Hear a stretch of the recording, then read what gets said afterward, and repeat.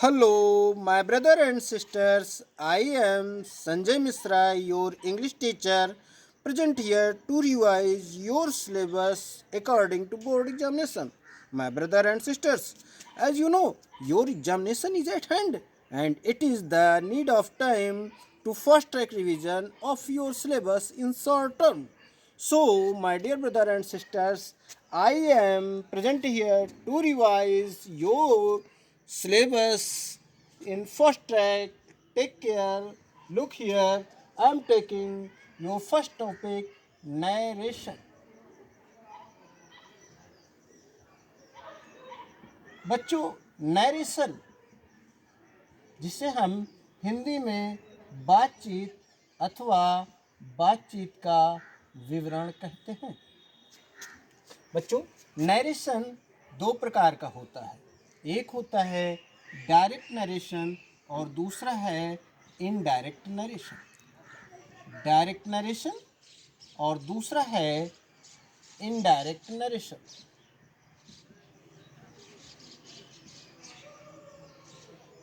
Indirect narration बच्चों, direct narration को हम हिंदी में कहते हैं प्रत्यक्ष बातचीत, और इनडायरेक्ट नरेशन को हम कहते हैं अप्रत्यक्ष बातचीत।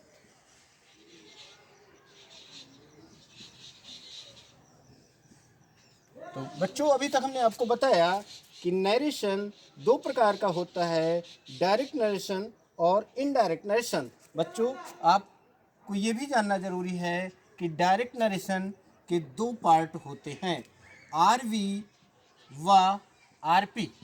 बच्चों, आरवी व आरपी तो मैंने शॉर्ट में इसको डिकोड किया है, जबकि इसका पूरा नाम है, फुल फॉर्म है रिपोर्टिंग वर्ब,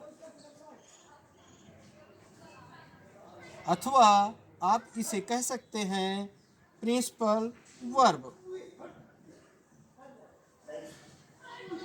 अथवा आप इसे कह सकते हैं इंट्रोडक्टरी वर्ब।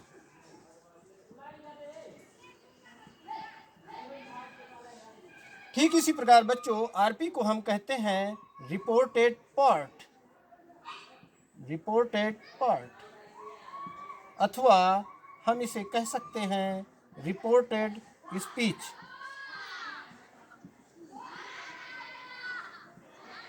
अथवा inverted commas statement, inverted commas statement. तो अभी तक बच्चों आपने समझा कि नरेशन दो प्रकार का होता है, डायरेक्ट नरेशन और indirect narration. Direct narration means प्रत्यक्ष बातचीत। जैसे बच्चों हमारी आपकी बातचीत हो रही है तो ये प्रत्यक्ष बातचीत है। हमारी बातचीत को दूसरों के सामने दूसरी तरह से प्रकट करना, जबकि भाव वही रहे, तो इसे कहते हैं अप्रत्यक्ष बातचीत। बच्चों, डायरेक्ट नरेशन के दो भाग होते हैं, आरवी व आरपी। आरवी का फुल फॉर्म है reporting verb, introductory verb, principal verb, जबकि आरपी का फुल फॉर्म है रिपोर्टेड पार्ट, रिपोर्टेड स्पीच और inverted commas statement. For example बच्चों, I said he will go to Lucknow, I said he will go to Lucknow on tomorrow.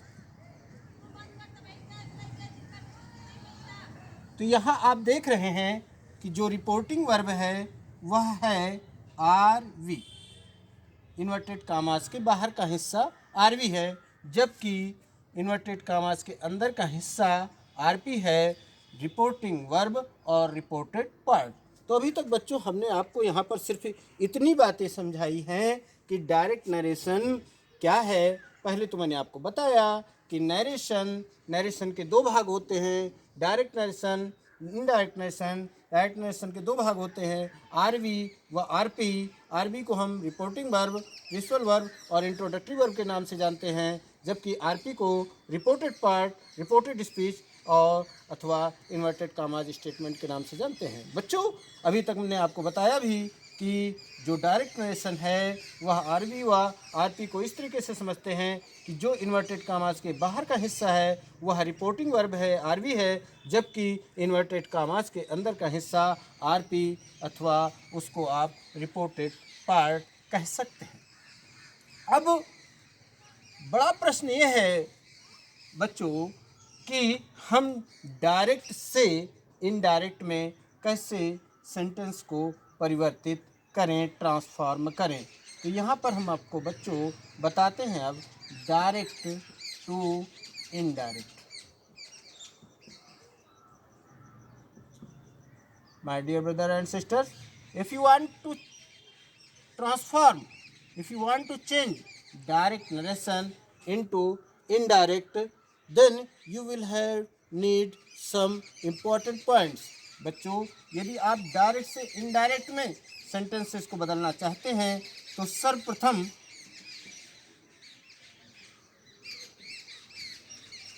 हम direct narration में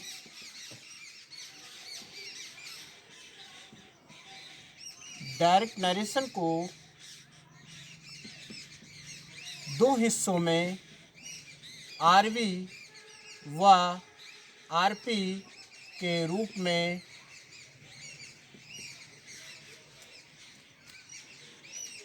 decode करते हैं।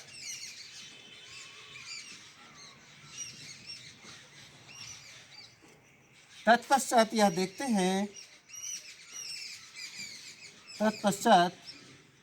देखते हैं कि आरपी अर्थात रिपोर्टेड पार्ट आरपी किस सेंटेंस का है, आरपी किस सेंटेंस का है। यहाँ पर सेंटेंस का तात्पर्य इस बात से है कि आरपी असर्टिव सेंटेंस का है, असर्टिव सेंटेंस का है,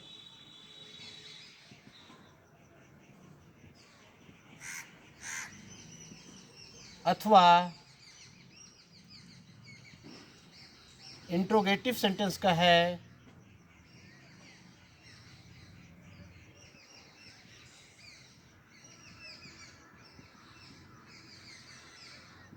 अथवा इम्परेटिव सेंटेंस का है,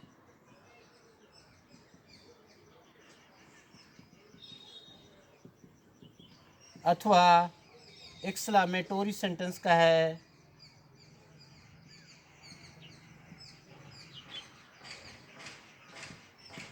ऐसा इसलिए है कि असर्टिव सेंटेंस और इंट्रोगेटिव सेंटेंस और इम्परेटिव सेंटेंस, एक्सक्लेमेटोरी सेंटेंस, इन सब के अपने अपने कंजक्शन होते हैं और उन्हीं कंजक्शन को रखकर हम जो है आरवी व आरपी को एक सेंटेंस में जोड़ते हैं जिसे हम डायरेक्ट टू इनडायरेक्ट के नाम से जानते हैं। तो सर्वप्रथम हम डायरेक्ट नरेशन को दो भागों में आरवी व आरपी के रूप में डिकोड करते हैं। तत्पश्चात ये देखते हैं कि आरपी किस सेंटेंस का है, असर्टिव है, इंट्रोगेटिव है, इम्परेटिव है या एक्सक्लेमेटोरी है। अर्थात आरपी के सेंटेंस का पता लगाकर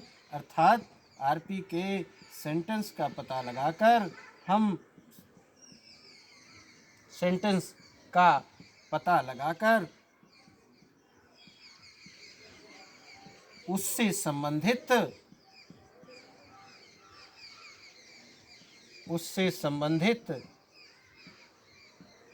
कंजक्शन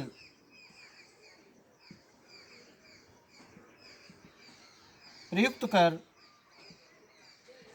सभी कॉमास हटा देते हैं, सभी कॉमास हटा देते हैं और तत्पश्चात अंत में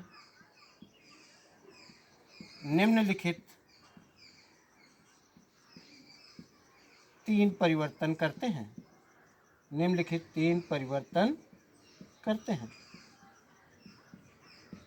पहला है चेंज इन वर्ब, या कुछ जगहों पर चेंज इन प्रोनाउन पहले करते हैं। चेंज इन प्रोनाउन अर्थात सर्वनाम में परिवर्तन।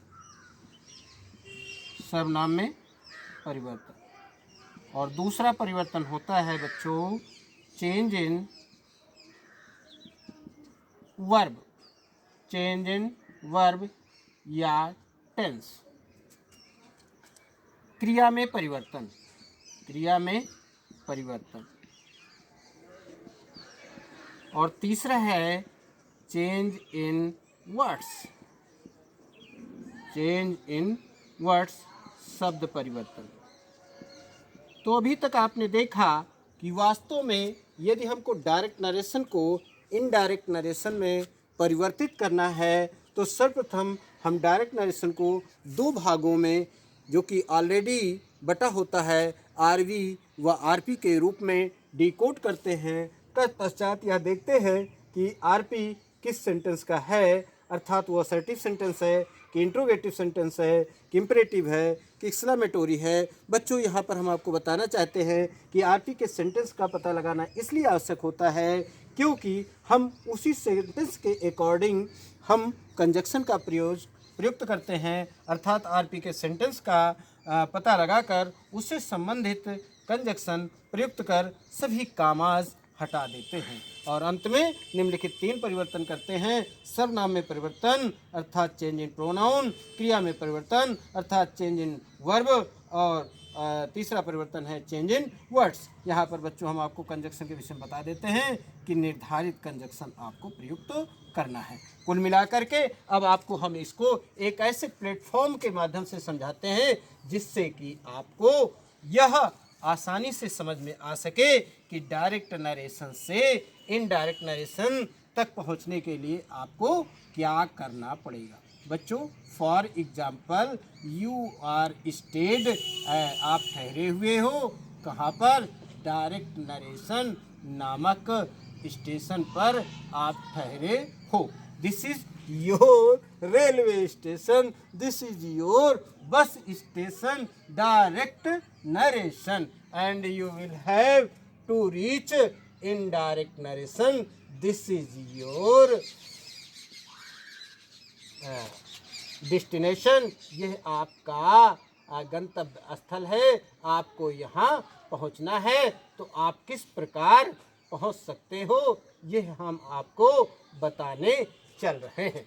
बच्चों अगर आप डायरेक्ट नरेशन से इनडायरेक्ट नरेशन में के गंतव्य स्थल पर आप पहुंचना चाहते हैं तो सर्वप्रथम आपको पहुंचना होगा एक नए स्टेशन जिसका नाम है चेंज इन प्रोनाउन।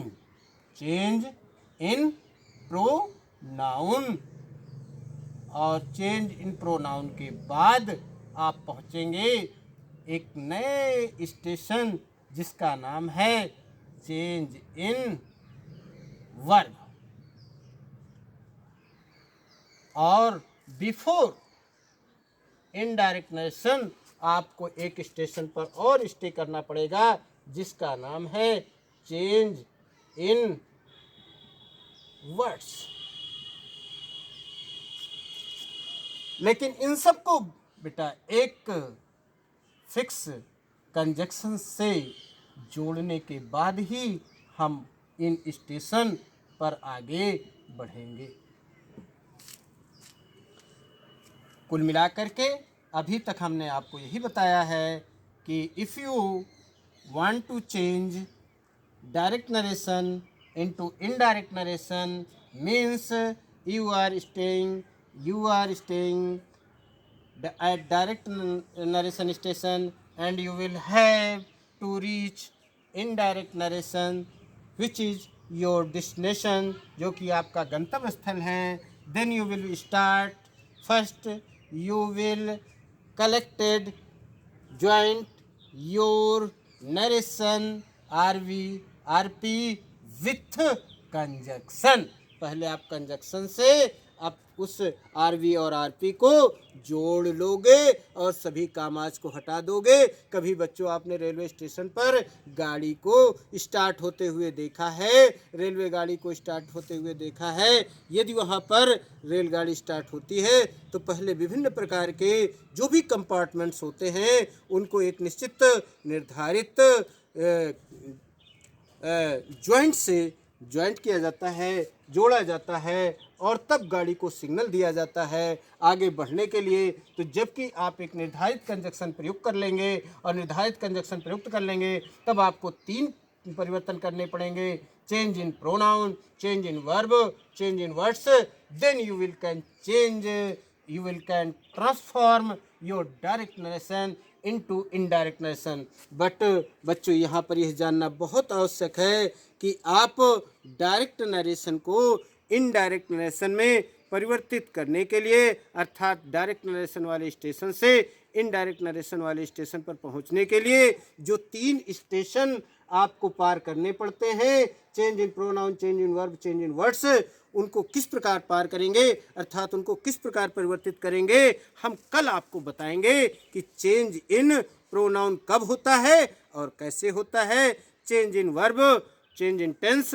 किस प्रकार होता है और कब होता है, और फर्दर इट हम आपको बताएंगे कि चेंज इन वर्ड्स कब होता है और कैसे होता है, so that you will transform your narration easily in short time. That's all. I will meet you on next topic and next day.